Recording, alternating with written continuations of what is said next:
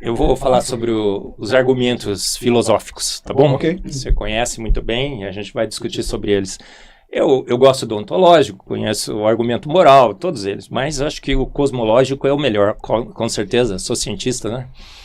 E você sabe que tudo que passou a existir teve uma causa. Isso é uma constatação da filosofia, os filósofos gregos já se sentaram e chegaram a essa conclusão. Obviamente que ninguém tem verdades absolutas, mas parece que tudo que passou a existir teve uma causa. Temos, então, no universo, sequências de causas e efeitos. E essas sequências de causas e efeitos, os filósofos gregos já discutiram isso, você conhece bem o argumento, né, Edson? E perceberam que essas sequências de causas e efeitos não podem ser infinitas. Senão, se fossem infinitas, a gente não estaria observando os últimos efeitos. Teria que passar um tempo infinito para a gente estar vendo o último efeito. Um número infinito de eventos, de causas e efeitos, teria que ter ocorrido para a gente estar vendo o último efeito. Estamos observando efeitos. Essas sequências de causas e efeitos não são infinitas. Então, tivemos uma primeira causa não causada. Agostinho, Tomás de Aquino, grandes filósofos concluíram pela primeira causa não causada. Obviamente, se todo efeito teve uma causa, a gente sabe também que nenhum efeito pode ser maior que sua causa. Na química, a gente não pode partir de 1 grama e obter 2 gramas, né? Nenhum efeito pode ser maior do que sua causa. Então, essa primeira causa não causada, a gente pode concluir pelo argumento cosmológico que ela teve todo o poder para criar todos os efeitos e toda a sequência de causas e efeitos. Como ela iniciou essa sequência de causas e efeitos que estamos observando no universo, e essas sequências de causas e efeitos são de efeitos materiais envolvendo matéria e energia, que inclusive não podem ser criadas, só podem ser transformadas. Então alguém criou essa matéria e energia. Se esse alguém criou essa matéria e energia que deu início a esse processo, essa sequência de causas e efeitos, nós temos que concluir que esse ser é imaterial. Se ele iniciou toda essa causa, ele teve todo o poder para criar todas essas sequências. Ele tem que ser imaterial, porque se ele fosse material, ele estaria sujeito à segunda lei da termodinâmica e estaria se desestruturando. Ele tem que estar fora do tempo, porque essa sequência de causas e efeitos, sem sequências de causas e efeitos, a gente não consegue contar o tempo. Então ele tem que ser atemporal. Atemporal, imaterial e todo-poderoso.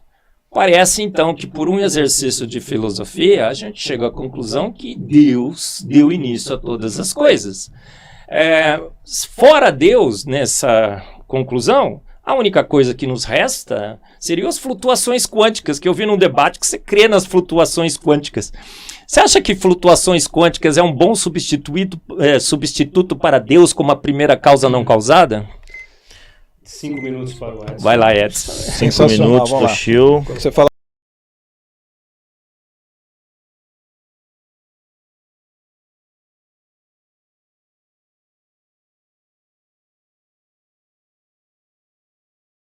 dos filósofos gregos, você trouxe uma... Mas é legal, você trouxe uma miscelânea da... E quando fala do argumento cosmológico é de Kalam e é mais dos islâmicos, né? E aí depois os cristãos pegaram. Interessante que nessas horas eles vão pegar alguma coisa dos muçulmanos. Mas aí tem a parte dos gregos, de Aristóteles, vai falar do primeiro motor imóvel, e aí depois você tem a parte de Tomás de Aquino, ou Tomás Turbano, que inclusive diz que tudo aquilo que ele escreveu era palha, né? Que realmente é um monte de falácia, um monte de erro, um monte de coisa nada a ver. Mas vamos lá, quando a gente pega o argumento cosmológico Kalam, se você fala que tudo que começou a existir tem uma causa, eu poderia pegar e dizer claramente pela própria história que a gente tem, da história, arqueologia, na própria teologia, inclusive na história da sua fé, que o seu Deus começou a existir.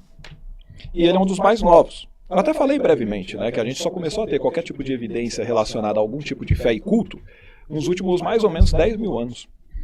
Anterior a isso, e a gente tem por volta de 300 mil anos aqui, não tinha absolutamente nada, né? E Deus não fez absolutamente nada para se manifestar para essa galera. Por que será? Será que os outros que eram mais importantes? Aí ficou todo esse tempo lá esperando, né?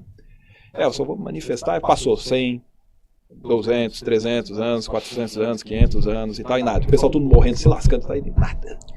Aí, de repente, depois de 290 mil anos, ele recebe, acho que eu vou me manifestar ali para eles agora. Ah, não, acho que ainda não. Deixa eles pensarem que o sol é Deus, ou deixa eles pensarem que a lua é uma deusa, deixa eles pensarem que o trovão tem algum deus, deixa lá.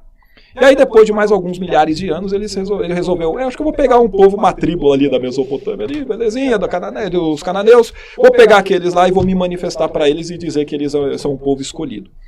Então, seu Deus, ele foi criado exatamente desse jeito. Se você acredita que esse Deus existe e fez isso tudo durante a história da humanidade, então seria um Deus bem sem noção.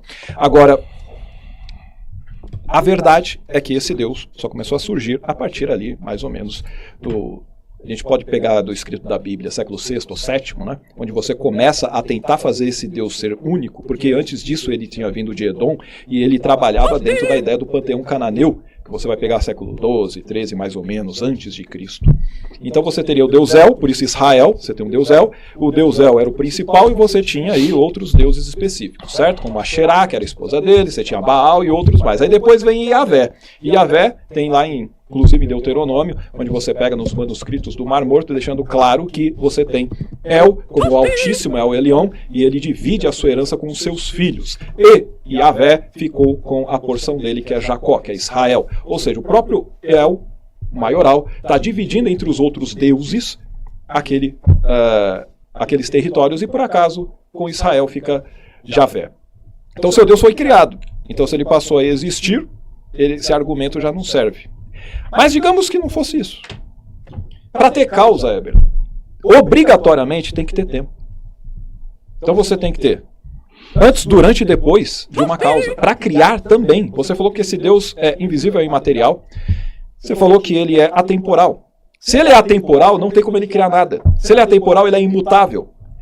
Se ele decide fazer alguma coisa, então ele já está mudando. Se ele pensou em criar algo, então ele já está, para pensar, Eberlin, você tem que ter o antes, durante e depois do pensamento. Então ele não é mais atemporal, ele está dentro do tempo. Então não tem como, ou você escolhe que ele é atemporal e ele nunca cria nada, porque senão ele vai mudar, e você acredita que esse Deus não muda, né? Pelo menos dentro do argumento cosmológico tem isso. E se você falar que tem o tempo, então Deus depende do tempo. Logo, Deus, na verdade, seria o próprio tempo. Porque ele não conseguiria fazer nada sem o tempo. Não faz sentido, são atributos completamente excludentes, entende? Não faz sentido nenhum. Então, se você falar que é algo imaterial, invisível, que ele é espacial, está fora de espaço, e é atemporal, sabe o que é isso, Eberlin? Isso é o nada. E você diz que o nada não pode gerar nada. Então o seu Deus é um nada. Ele não gerou nada, caramba. Não faz sentido. Aí, para tentar disfarçar, o pessoal do argumento vai chegar, você não falou isso, mas o pessoal do argumento vai falar, ele, além disso tudo, ele é pessoal. Opa, peraí.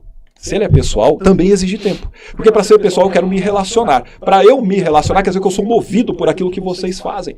Então esse Deus seria movido. Quer dizer que ele já não é imutável. Ele é afetado pelas circunstâncias. O que quer dizer que ele não seria onisciente. Porque senão, ele sabendo do que acontecer, ele não seria afetado pelas circunstâncias. Ele já saberia, caramba. Então, são todos atributos totalmente sem qualquer tipo de coerência entre si. Você tem que escolher o que você deseja. Você pegou a ideia? E sobre as flutuações quânticas, isso é o que a ciência mostra dentro dos modelos cosmológicos, que pode ser uma das explicações para a origem, por exemplo, que se fosse ter uma origem do universo, porque tem outros modelos dizendo que ele pode ser simplesmente eterno e sem problema algum. Valeu. Muito bem. Flutuações quânticas é o desespero mais desesperado do naturalismo.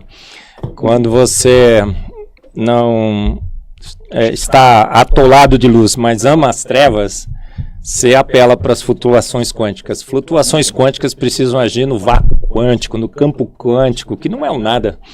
E antes do universo, segundo o naturalismo, se formar, não tínhamos matéria, não tínhamos energia, não tínhamos espaço, não tínhamos tempo. Portanto, não tínhamos o quê? Um nada absoluto.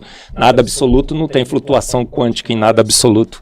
Então é um sonho delirante de uma noite de verão. É o que o Edson crê, em sonhos delirantes de uma noite de verão. Flutuações quânticas. O Sacani também crê em flutuações quânticas. Quando se tira Deus da sua equação, você tem que apelar para flutuações quânticas, você tem que apelar para a sopa ácida escaldante venenosa, você tem que apelar para a mutação deletéria, você tem que fazer esses apelos que são totalmente irracionais.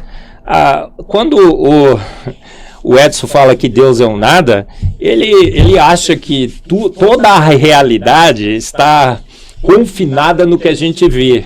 Ele está dentro de uma caixa do universo material, ele acha que não há nada além dessa caixa. Obviamente, Deus diz que ele habita o terceiro céu, um céu que está fora desse universo.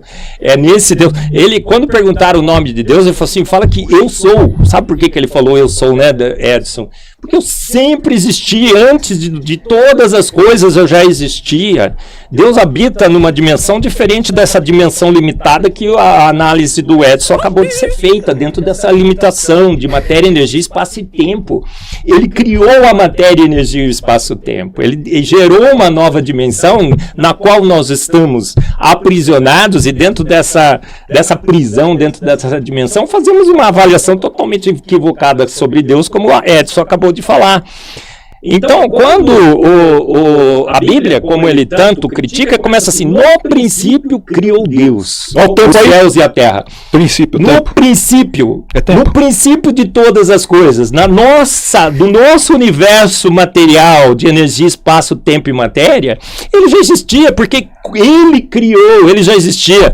Quando Jesus foi perguntado sobre o matrimônio, você sabe muito bem, né, Edson? Disse assim, ó: não tendes lido que desde o princípio eu os fiz, homem e mulher, ele, né, porque a João diz, no princípio era o verbo, ele já existia, e o verbo estava com Deus, e o verbo era Deus, todas as coisas foram feitas por ele no princípio, e sem ele nada do que foi feito que se fez, e Deus habitava uma outra dimensão que ainda habita até hoje, e ele cria uma nova dimensão com espaço, tempo, energia e matéria. E ele está fora dessa dimensão, obviamente, para poder ter criado. O nada, Edson, são as flutuações quânticas que não são nada do ateísmo. Mas você acabou de falar que não é nada. Você acabou de falar que não é nada, porque não é mesmo. Obviamente, as flutuações quânticas têm que agir sobre alguma coisa. Então, bora. Tudo bem. Agora é a pergunta do Edson. Do Edson. Toshio. Deixa eu ver aqui. Vamos lá. Peraí, cadê o barato?